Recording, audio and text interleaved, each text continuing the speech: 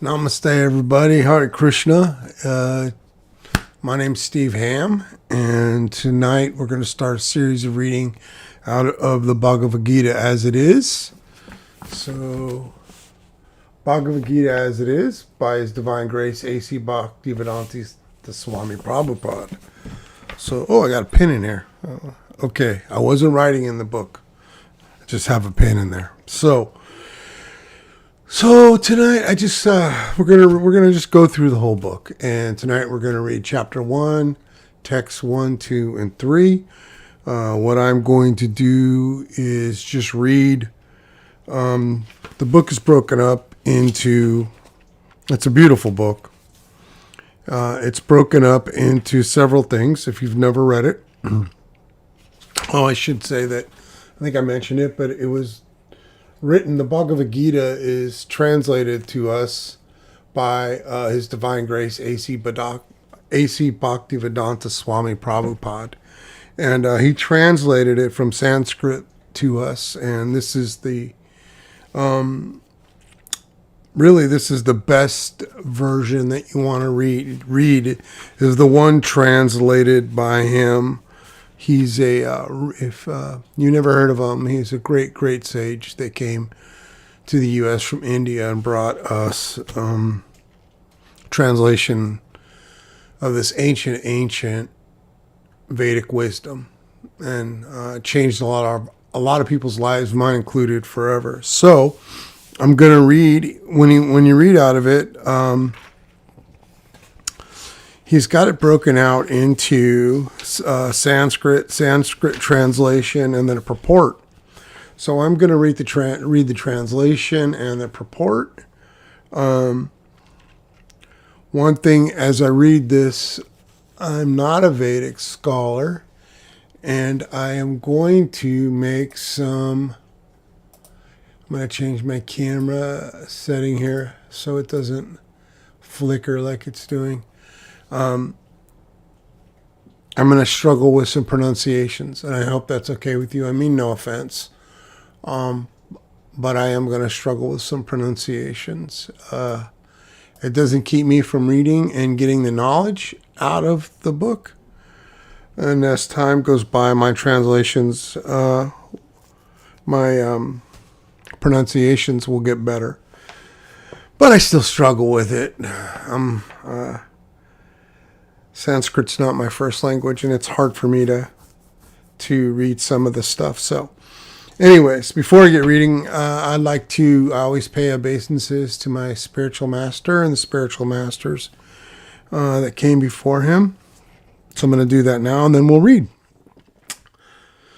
Namo Vishnu Padaya Krishna Prasthaya Bhutale Srimate Saraswarupananda Paramahamsa Iti Namane Bhaja Shri Krishna Chaitanya Prabhu Nityananda Saraswati Giridhar Sivasade Gaur Bhakta Vrinda Hare Krishna Krishna Krishna Hare Hare Hare Rama Rama Rama Hare Hare Hare Bo Krishna Hare Bo Isi Bhaktivedanta Swami Prabhupada Haribo, Shiraswarupananda Paramahamsa, Haribo. Okay, so let's get started, and then we're going to go to bed. I'm going to try and read every night if I can. If I miss some nights, I'll be back, don't worry. But I'm going to try and read this with you every night, even though we've got no one watching right now. We are transmitting this on YouTube, so maybe some people will pick it up along the way. Okay, so I'm in chapter 1, and I am at text. Where are you? Text 1. Okay. Translation. Dhistartra said, O Sanjaya, after assembling in the place of pilgrimage at Kurukshetra, what did my sons and the sons of Pandu do, being desirous to fight? Purport. Bhagavad Gita is widely read theistic science summarized in the Gita Mahatma, which means glorification of the Gita. There it says that one should read Bhagavad Gita very scrutinizingly with the help of a person who is a devotee of Shri Krishna and try to understand it without personally motivated interpretations. The example of clear understanding is there in the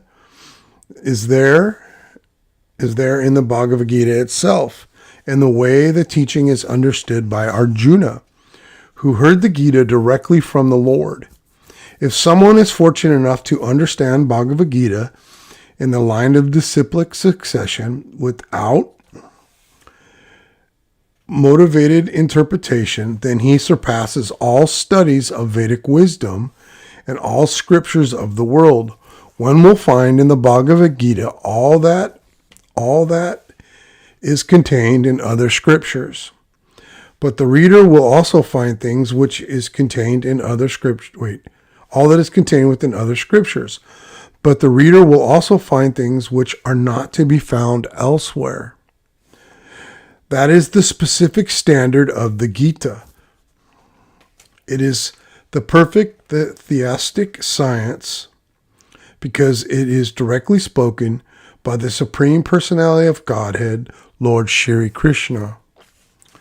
The topics discussed by Dhritarashtra and Sanjaya, as described in the Mahabharata, from the basic principle for the great philosophy. It is understood that this philosophy evolved on the battlefield of Kurukshetra, which is a sacred place of pilgrimage from the immemorial time of the Vedic age.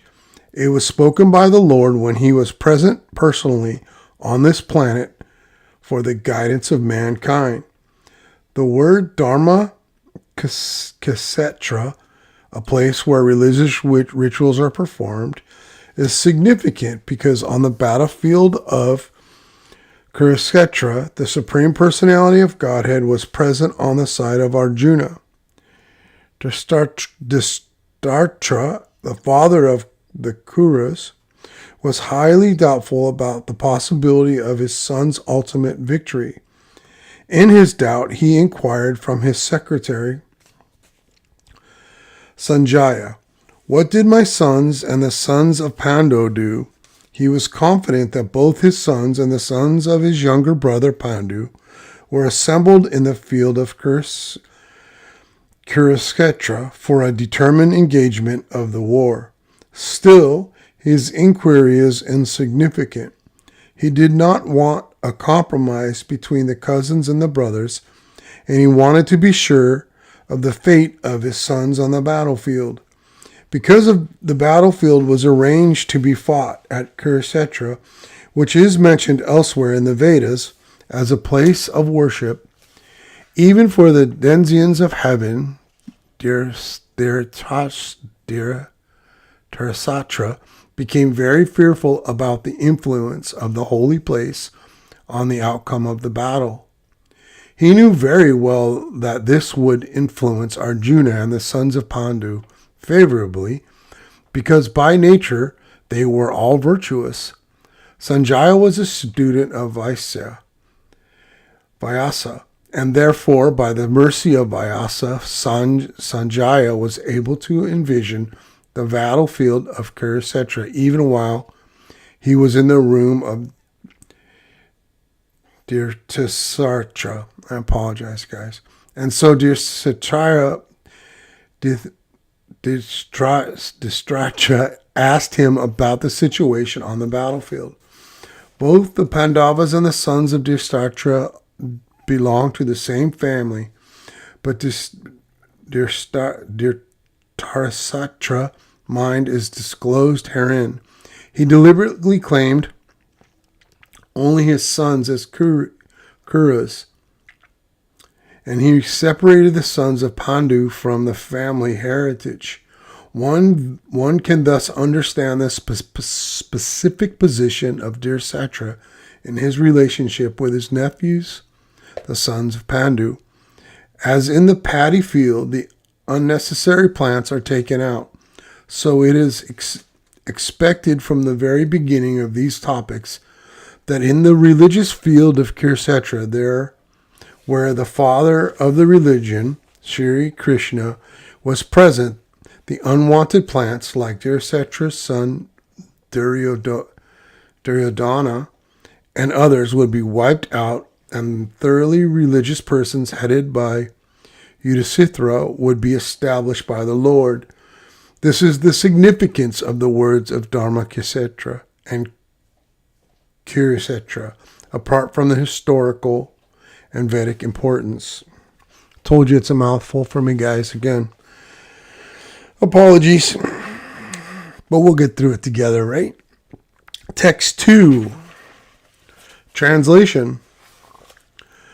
Sanjaya said, "O king, after looking over the army gathered by the sons of Pandu, king of Duryodhana, went to his teacher and began to speak the following words. Dhritarashtra was blind from birth. This is the purport. Dhritarashtra was blind from birth. Unfortunately, he was also bereft of spiritual vision. He knew very well that his sons were equally blind in the matter of religion, and he was sure that they would never reach an understanding with the Pandavas, who were all pious since birth. Still, he was doubtful about the influence of the place of pilgrimage, and Sanjaya could understand his motive in asking about the situation on the battlefield. He wanted, therefore, to encourage the despondent king, and thus he warned him that his sons were not going to make any sort of compromise under the influence of the holy place. Sanjaya therefore informed the king that his son, Duryodhana, after seeing the military force of the Pandavas, at once went to the commander-in-chief, Dronacharya, to inform him of the real position.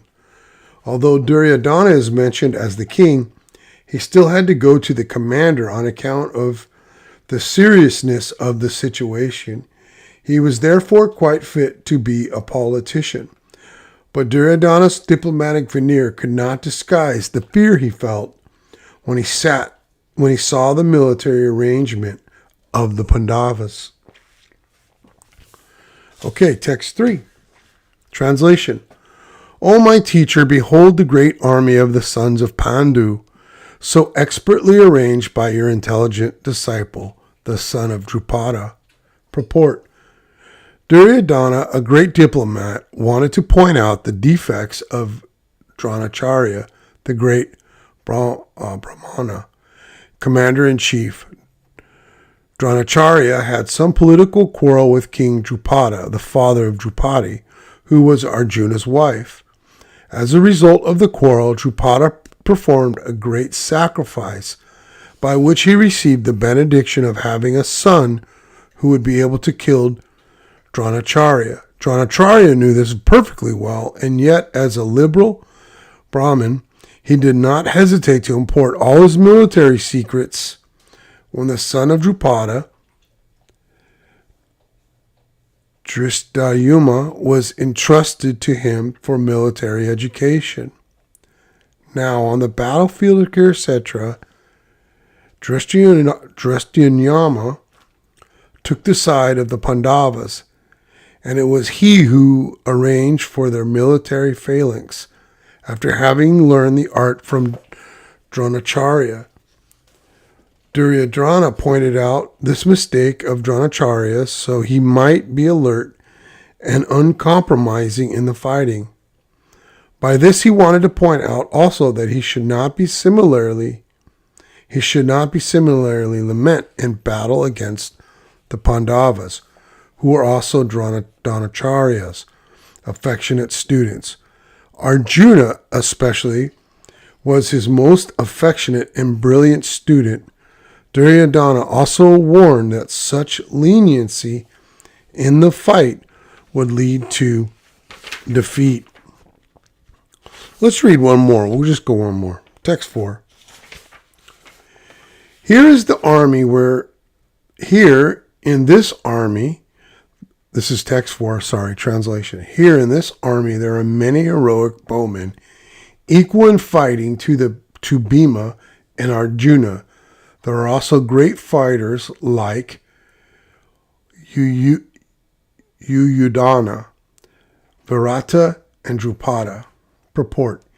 Even though Drishtadyumna was not a very important obstacle in the face of Dronacharya's great power in the military art, there were many others who were the cause of fear.